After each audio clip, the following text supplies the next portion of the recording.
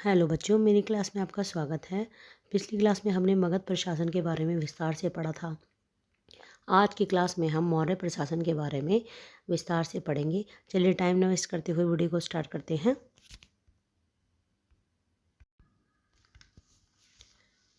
मौर्य साम्राज्य 322 ईसा पूर्व से 185 ईसा पूर्व नंद वंश के अंतिम शासक घनानंद का वध करके चंद्रगुप्त मौर्य ने मौर्य साम्राज्य की नींव रखी। चंद्रगुप्त मौर्य ने घनानंद को चाणक्य की सहायता से पराजित किया था। जो चाणक्य थे वो चंद्रगुप्त के गुरु थे। चंद्रगुप्त एक बार अपने मित्रों के साथ राजकीलम नामक खेल खेल रहा था। वह बच्चों की मंडली का राजा बनकर उनके आपसी झगड़ों का निपटारा करता था। तभी एक दिन चाणक्य वहाँ से जा रहे थे। उनकी दृष्टि चंद्रगुप्त पे पड़ी। चंद्रगुप्त को देखकर वह उसके भावी गुणों को पहचान गए और शिकारी को उन्होंने 1000 कारशापण देकर चंद्रगुप्त को उससे खरीद लिया। चंद्रगुप्त को लेकर वह तक्षशिला आए। तक्षशिला उस समय विद्या का प्रमुख केंद्र था। चाणक्य ने चंद्रगुप्त को सभी कलाओं व विद्याओं की शिक्षा दी और उसे सभी उसमें निपुण किया, जैसे घुड़सवारी, तलवारबाजी में निपुण करके उसे कुशल प्रशासक बनाया।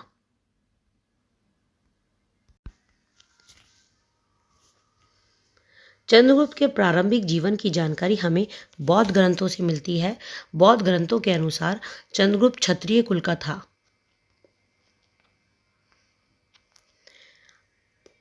ब्राह्मण ग्रंथ चंद्रगुप्त को शूद्र कहते हैं।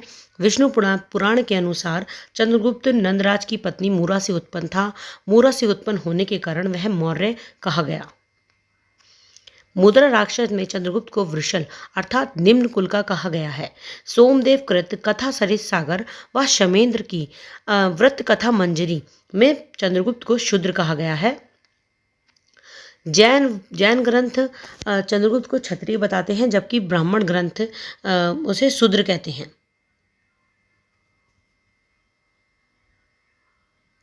चंद्रगुप्त मौर्य ने अपने गुरु चाणक्य विष्णुगुप्त की सहायता से 25 वर्ष की अवस्था में मौर्य साम्राज्य की स्थापना की।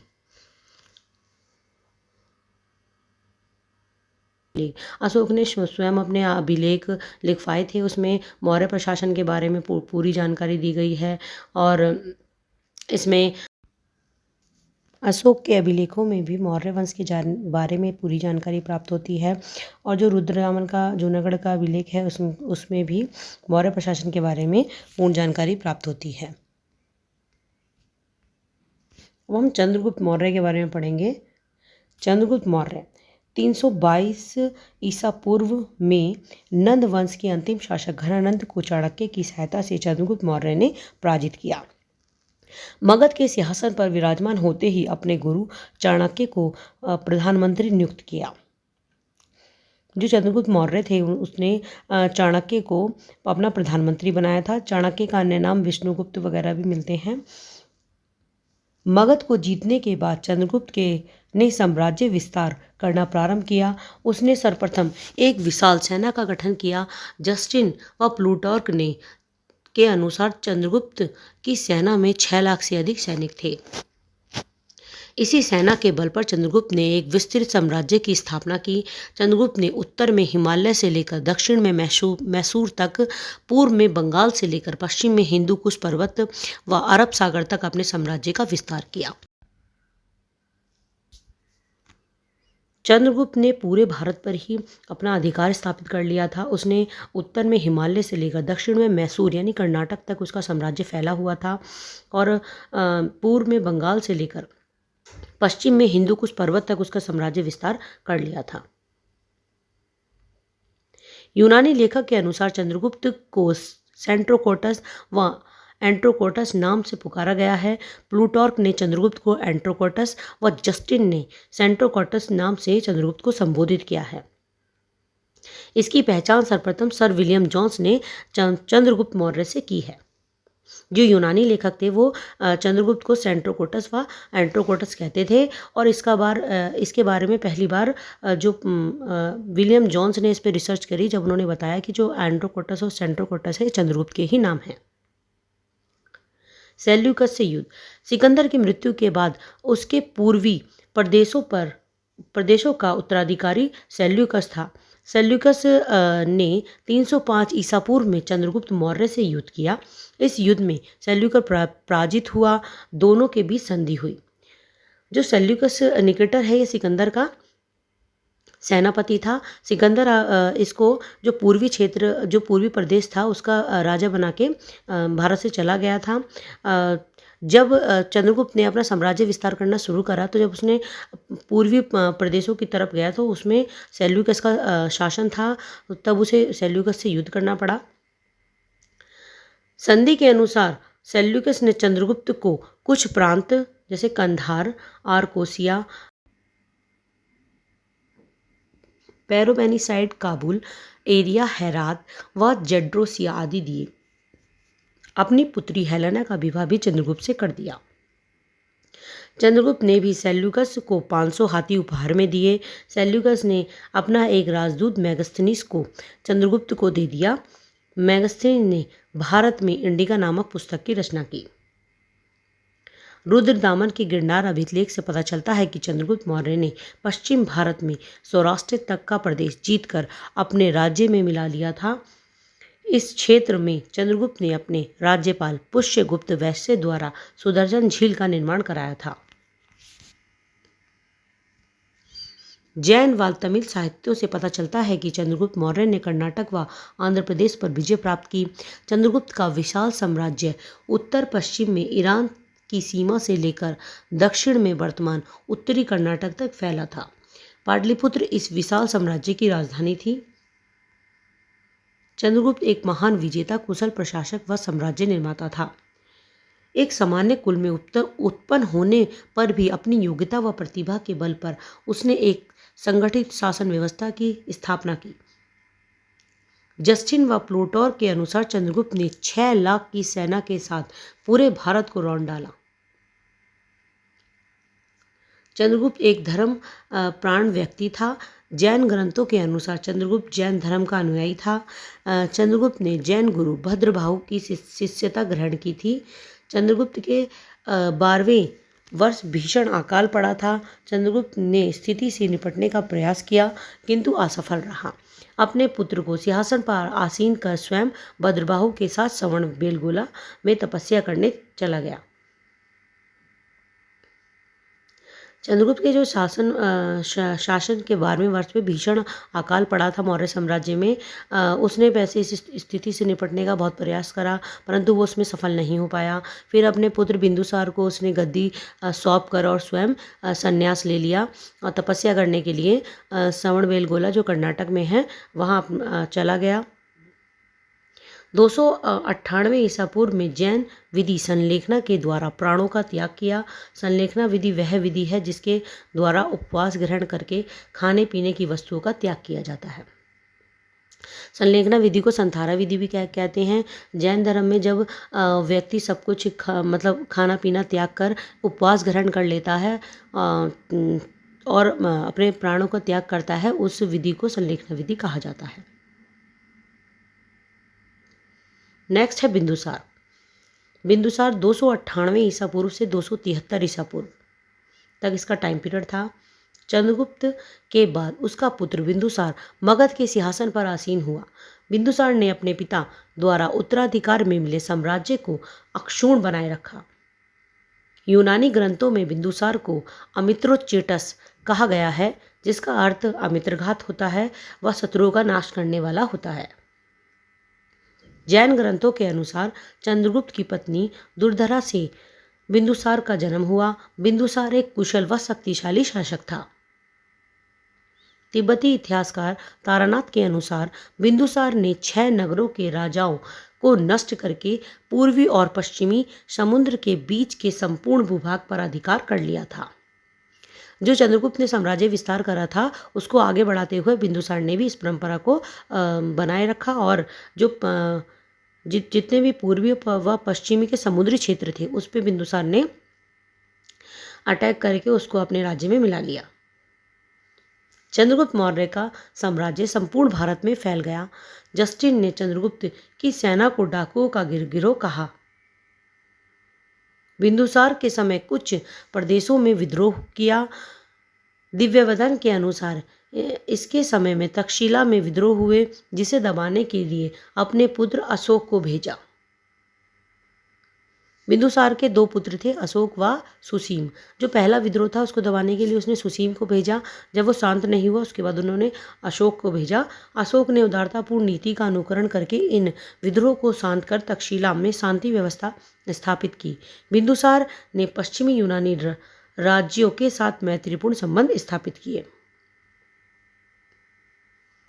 स्ट्रैबो के अनुसार सीरिया के राजा एंटियोकस ने डाइमेकस नामक एक राजदूत बिंदुसार के दरबार में भेजा।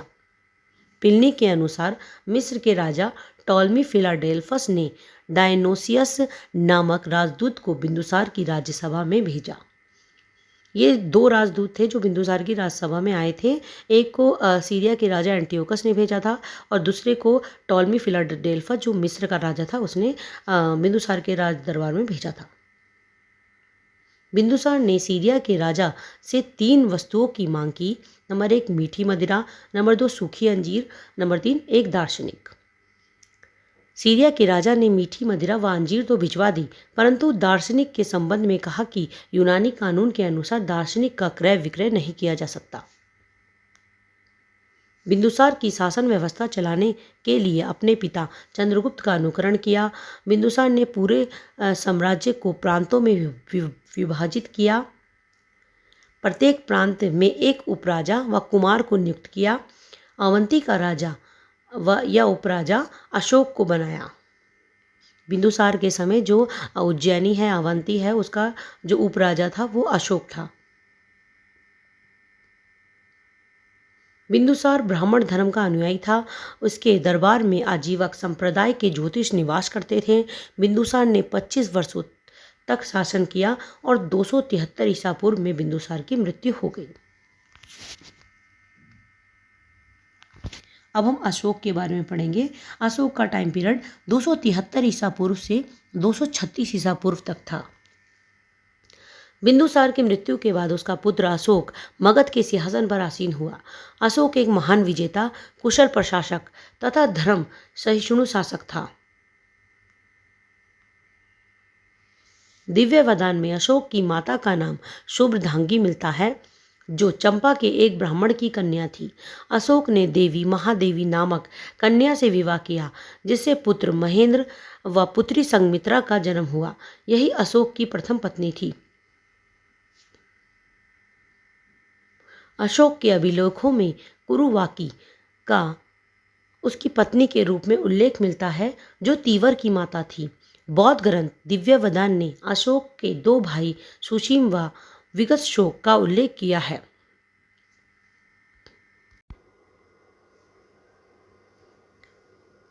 बौद्ध ग्रंथों में अशोक के 2 भाइयों का उल्लेख है, सुशीम व विगत शोक, परंतु जो सिंगली अनुश्रुतियाँ हैं उसके अनुसार अशोक के 99 भाई थे, जिनकी हत्या करके अशोक राज सिंहासन पर बैठा था। परंतु जो सिंगली अनुश्रुतियाँ हैं उस पर वो प्रमाणिक नहीं है, उन पर विश्वास नहीं किया जाता, क्योंकि इसका खंडन अशोक के 5वें अभिलेख से ही हो जाता है। उसमें उसके कई जीवित भाइयों का व उसके परिवार का उल्लेख मिलता है। अशोक 273 ईसा पूर्व में सिंहासन पर आसीन हुआ। राज्यारोहण के 4 वर्ष बाद 269 ईसा पूर्व में अशोक का विधि पूर्वक राज्याभिषेक हुआ।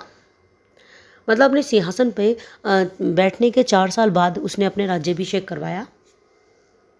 अशोक ने देव नाम प्रिय, देवताओं का प्रिय व प्रियदर्शनी मतलब देखने में सुंदर उपाधि धारण की थी। पुराणों में अशोक को अशोक वर्धन कहा गया है। मास्की व गुर्जरा अभिलेखों में इसका नाम अशोक मिलता है। अशोक ने देव नाम प्रिय व प्रियदर्शनी नामक 2 उपाधियां धारण करी थी, और इसका जो नाम है वो पुराणों में अशोक का नाम अशोक ही मिलता है। मास्की व गुर्जरा अभिलेखों में इसका नाम अशोक मिलता है व पुराणों में इसे अशोक वर्धन कहा गया है। अशोक ब्राह्मण धर्म का अनुयायी था। बौद्ध धर्म महावंश के अनुसार निग्रोध नामक 7 वर्षीय एक भिक्षु ने अशोक को बौद्ध धर्म में दीक्षित किया। इसके बाद मोगली पुत्र तीस के प्रभाव में आकर पूर्ण रूप से बौद्ध धर्म स्वीकार किया। दिव्य वदान में उपगुप्त को बौद्ध धर्म में अशोक को दीक्षित करने का श्रेय दिया जाता है। अशोक राज्याभिषेक के 8वें वर्ष 261 ईसा पूर्व में अशोक ने कलिंग पर आक्रमण किया। कलिंग राज्य वर्तमान में दक्षिण उड़ीसा में स्थित था। कलिंग युद्ध की जानकारी अशोक के 13वें शिलालेख से मिलती है। यह युद्ध बहुत भयंकर था। इसमें 1 लाख लोगों की हत्या की गई और इसमें काफ़ी जान माल की हानि हुई। सम्राट अशोक ने इस भारी नरसंहार को स्वयं अपनी आंखों से देखा, जिससे उसका हृदय द्रवित हो गया। इस युद्ध ने अशोक के हृदय में महान परिवर्तन ला दिया। उसने इस नरसंहार से द्रवित होकर सदा के लिए युद्ध त्याग कर दिया। अशोक धर्म सहिष्णु शासक था। 12वें शिलालेख में अशोक ने लिखवाया है कि मनुष्य को अपने धर्म का आदर व दूसरे के धर्म की निंदा नहीं करनी चाहिए। अशोक ने एक धर्म चलाया। अपनी प्रजा के नैतिक उत्थान के लिए अशोक ने जिन नियमों को प्रस्तुत किया उसे धम्म कहा गया। अशोक ने धम्म की परिभाषा राहुलोसूत से ली है। अशोक ने अपने शासन काल के 10वें वर्ष बौद्ध गया की यात्रा की। अपने अभिषेक के 20वें वर्ष लुम्बिनी की यात्रा की और अशोक ने लुम्बिनी को कर मुक्त कर दिया, क्योंकि यहाँ भगवान बुद्ध का जन्म हुआ था। लुम्बिनी से 1/8 कर के रूप में लेने की घोषणा की। अशोक ने दूसरे व 7वें स्तंभ लेख के अनुसार पाप से निवृत्ति, सबका कल्याण, दया, दान, सत्यवादिता एवं कर्म की शुद्धि ही धम्म है। इन गुणों को व्यवहार में लाने के लिए कुछ बातें अवश्य बताई गई हैं। पाप से रहित होना, व्यवहार में मधुरता, प्राणियों की हत्या न करना, माता पिता व वृद्धों की सेवा करना, कल्याणकारी कार्य करना, सत्य निष्ठा का पालन करना, दासों के प्रति अच्छा व्यवहार करना, अल्प संचय करना व अल्प व्यय करना, गुरुजनों का सम्मान करना, मित्रों व ब्राह्मण व श्रवणों के साथ अच्छा व्यवहार करना। धम्म का पूर्ण पालन तभी हो सकता है जब क्रोध, घमंड, निष्ठुरता, प्रचंडता व ईर्ष्या इन गुणों का नाश कर इन विकारों से मुक्त हो जाए।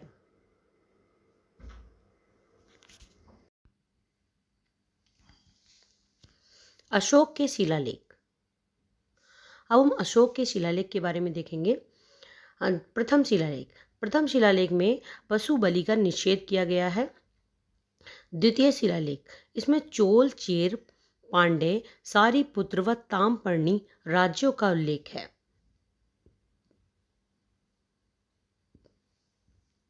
तृतीय शिलालेख, इसमें महामात्रों का 5वें वर्ष पूरे राज्य का दौरा बताया गया है।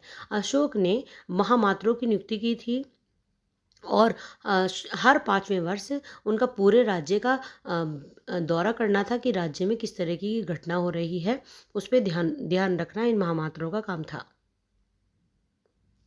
चतुर्थ शिलालेख में राजूकों की नियुक्ति का उल्लेख है। पांचवें शिलालेख में धम्म महामात्रों की नियुक्ति है और मौर्यकालीन वर्ण व्यवस्था व समाज का उल्लेख है।